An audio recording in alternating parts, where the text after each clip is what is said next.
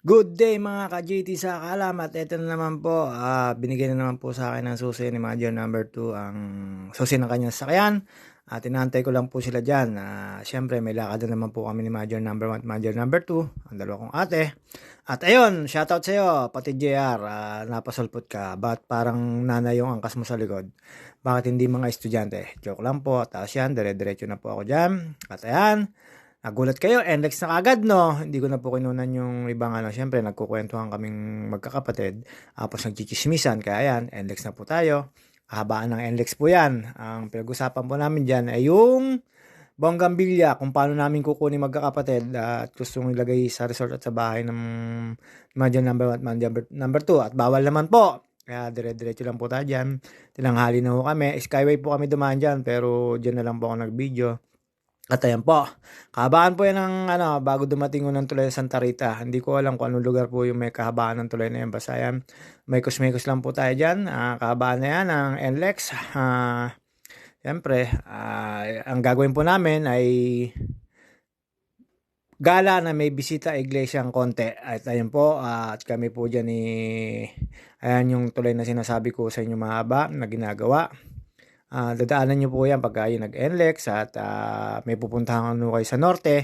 Automatiko, dadaan nyo kayo dyan, expressway na yan. Pero may daan naman sa MacArthur Highway na bayan-bayan. Kaya lang po, maabutan ko yun ng traffic doon.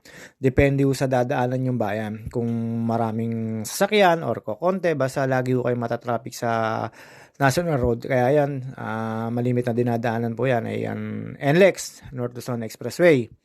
At after po niyan, syempre, San Fernando exit po ang exitan namin. Naghahanap po kami dyan ng cathedral hanggang sa syempre medyo iba-iba yung napuntahan namin. Hindi ano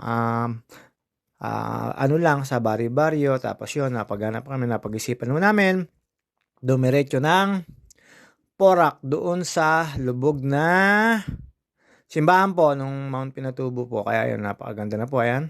At bago kami pumunta ron, syempre, hindi naman kami dadaan dyan sa Nathaniels. Shoutout sa Nathaniels. Yung order ko lang po ang hindi napapabigay. 25 minutes daw. Siguro, ewan ko lang din po. Kaya na-diet po dyan si JT Sakalan sa Nathaniels na yan. Pero ang goods naman po dyan ng pagkain. Hindi kami kakain dyan magkakapatid pagka dumaan kami dyan. Imagine number 1 at manager number 2. At ayan, welcome to Pampanga. Ayan na po yung pagka San Fernando kayo dumaan. At yan, syempre, katanghalian yan, idadaan po muna kami dyan sa Nathaniels. Makikita nyo po yung Nathaniels dyan. At dyan kami kumain. Ni Manager number 1 Manager number 2, ang kasama ho namin dyan, ang mga pamangkin ko si Troy at si Antonayan. Bumaba na ho kami. At ayan po yung Nathaniels, sinasabi ko sa inyo. Bilihan ho siya ng pasalubong, pero meron hong restaurant ho yan dyan sa San Fernando, Pampanga ho yan. Pagka-exit nyo, ikot lang ho kayo doon sa Metulay. Tapos ayun na yung mga pamimilihin nyo, pasalubong. Ayun si Manager number 1, Manager number 2. Ang sabi, kain muna raw. Kaya punta kami doon sa may restaurant nila at nandyan lang din po yung restaurant ng Nathaniels na nabilihan ng pasalubong. Ayan si Anton at si Ate Monet, si Ate Janet. Ayan, syempre, mekos-mekos na po kami dyan. Order na po.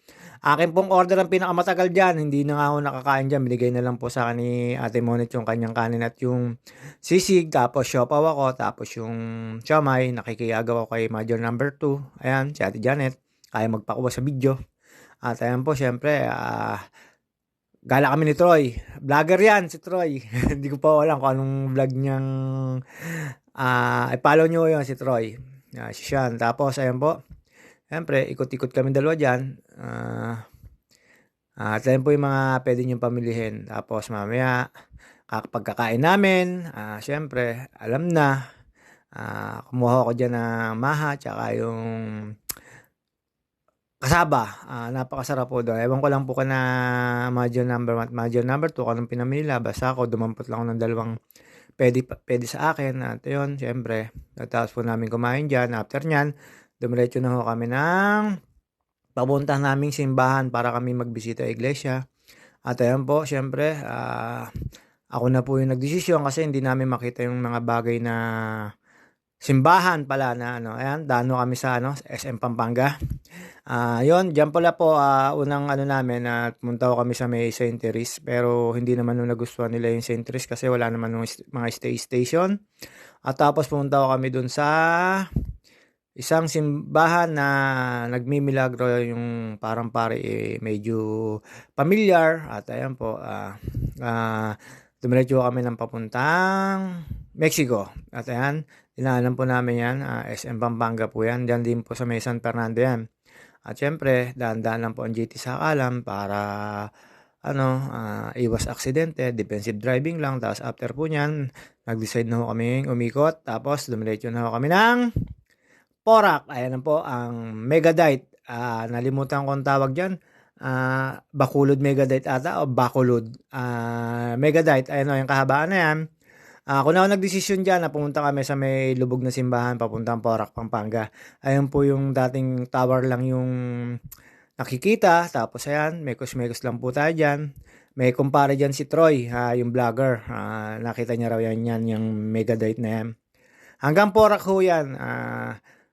Simula ho San Fernando, Pampanga. Tapos dire-diretso lang ho tayo dyan.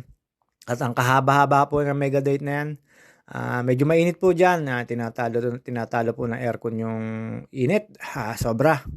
Ang aircon po ay medyo hindi makalamig ng gusto dyan kasi sobrang init po dyan sa Megadite na yan. Sa dire-diretso lang po tayo dyan. Panlabas naman po niya na Porac. Parang bypass road yan dito sa anong yan. At ayan po, syempre, mekos-mekos lang po dyan. Overtake tayo pag mayroong clear na kalsada. Pero napakasikip po dyan. Pero mas maganda po. Ingat-ingat lang po tayo. Defensive driving. Yan naman pong pagkuha ko ng camera. Meron po nakahawak na iba niyan. Ako yung nagdadrive lang. Minsan, pag yung medyo clear, ako naghahawak ng cellphone. Tapos ayan, mekos-mekos lang po tayo dyan. Huwag nyo akong gagayahin. Pero malimit. Pahawakan nyo po yung cellphone para hindi kayo abala sa pagmamaneho, lalo pag kayo driver. At ayan, yung Megadite na yan, napakahaba ho niyan. Sobra-sobra po ang init dyan. Tapos yan, siguro may kalating oras nyo rin nung tatakboy niyan. Medyo mahaba ho yan. After po niyan, syempre. Ayan na po. Porac, Pampanga. Kanan po tayo dyan kasi bawal pa kung dumiretso dyan. Pagkakanan nyo, habay kaliwa rin po. Saan? Pagkakanan nyo, wala akong 100 metro, kakaliwa ho kayo para sa national road na yan. Ayun na po yung papuntang Porac. Medyo nalalapit na po yan. Tapos ayan, syempre, kukunan naman natin ng highway ng Porac Highway. Tapos ayan, ang daming tong truck dyan. At mapapadaan po tayo sa tulay ng Porac na inano ng Mount Pinatubo dati. Malaki naman pinagbago dyan, napakaluwag ng kalsada. Syempre, may mga naghahakot po truck dyan na mga white sand. Familiar ho tayo dyan. Kasi dyan naman ho talaga nang galing ang white sand. Galing po sa Mount Pinatubo. At ayan, mekos-mekos lang po tayo dyan. Dire-diretso lang po tayo dyan. At after po dyan, matadaanan nyo po yung sinasabi kong yan na tulay na yan na ginawa na tinumba ata yan. Dati ng pagsabog na lumalabas sa bulkan po na buhangin. Tapos after po nyan, ayan, welcome to Porac Town. Ayan na po yun, Porac Town. Tapos dumiretso na kami sa St. Catherine Church. Yung po yung lumubog. Tapos hindi na po kita dyan kasi marami ng bahayan. At yan po, medyo may traffic kasi papasok ko ng bayan yan. At after po nyan, ayan, kumaliwa lang ko kami. Tapos ayan na, yung lubog na simbahan. Kita nyo po ang baba ng tower. Siyempre, lumubog na ho yan. Pero dati mataas yan. Ang laki na po ng pinagbago. May mga building na. Ayan po. Paaganda ho sa loob niyan. Diyan ho kami nag-station. Ang Major number 1 at Major number 2. At ayaw pa magpakuha ni Major number 2 dyan. Ayan, pumasok kami sa loob dyan. Mekos-mekos lang po kami dyan magkakapatid ni Troy. Tapos habang nag-station kami, nagkukwentuhan kami dyan ni Troy Vlogger.